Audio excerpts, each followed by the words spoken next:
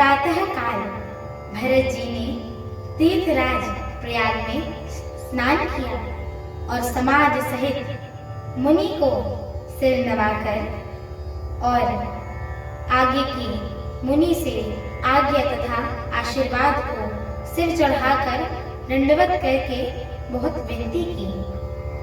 तदंतर रास्ते की पहचान रखने वाले लोगों के साथ सब लोगों के लिए हुए भरत जी चित्रकूट में चित्त लगाए चले। भरत जी राम सखा गुह के हाथ में हाथ दिए हुए ऐसे जा रहे हैं कि मानिए साक्षात प्रेम ही शरीर धारण किए हो। ना तो उनके पैरों में जूते हैं, न सिर पर छाया है। उनका प्रेम नियम व्रत और धर्म सच्चा है। वे सखा निषाद राज से लक्ष्मण जी, श्री रामचंद्र जी एवं जानकी जी के रास्ते की बातें पूछते हैं और वह कोमल वाणी से कहते हैं। श्री रामचंद्र जी के ठहरने की जगहों को एवं वृक्षों को देखकर उनके हृदय में प्रेम समाता नहीं था। भरत जी की यह दशा देखकर देवता फूल बरसाने लगे, पृथ्वी कोमल हो गई और मार्ग मंगल का मूल बन गया। बादल छाया किए जा रहे हैं, सुख देने वाली हवा बहती है। भरत जी के जाते समय मार्ग जैसा सुखदायक हुआ वैसा तो श्री रामचंद्र जी के समय पर भी नहीं हुआ था। रास्ते में असंख्य जड़ चेतन जीव थे। उनमें से जिनको श्री रामचंद्र जी ने देखा अथवा जिन्होंने प्रभु श्री रामचंद्र जी को देखा, वे सब उसी समय परम पद के अधिकारी हो गए थे।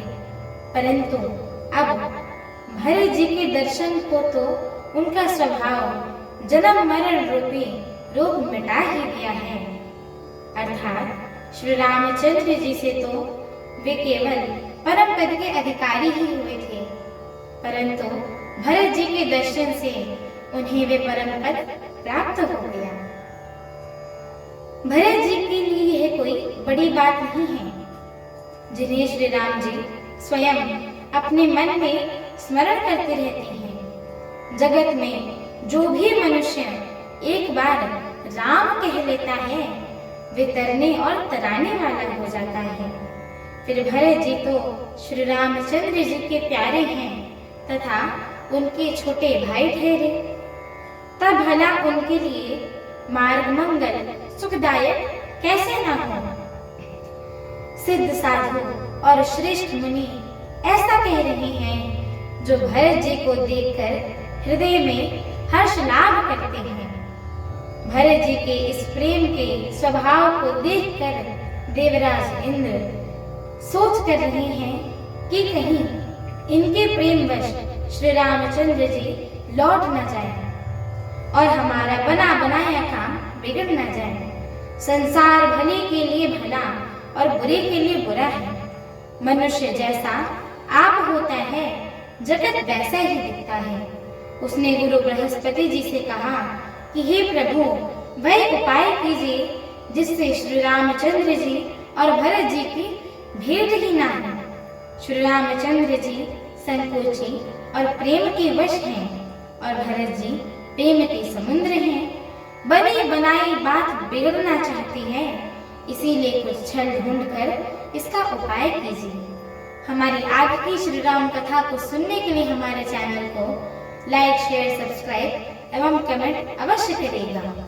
एवं आप सभी हरि भक्तों से हम दोनों बहनों का एक छोटा सा निवेदन है कि कृपया आप सभी हमारे श्री रामचरितमानस जी के इस मंगलमय पाठ को पूरा अवश्य सुना करिए, क्योंकि स्वयं परम पूज्यपाद श्रीमद् गोस्वामी तुलसीदास जी महाराज ने कहा है कि जो भी नर नारी, मनुष्य, जीव जंतु एवं पशु पक्षी प्रभु श्री रामचरितमानस जी के इस मंगलमय पाठ को सुनते हैं, गाते हैं, कहते हैं एवं श्रवण करते हैं, उनके जन्म जन्मांतर के सारे पाप नष्ट हो जाते हैं।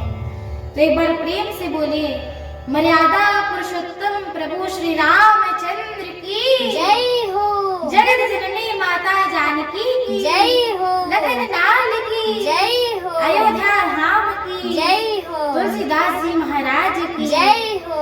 एक बार प्रेम से बोलिए पवन सुत हनुमान की जय हो। जय श्री राम। जय श्री राम।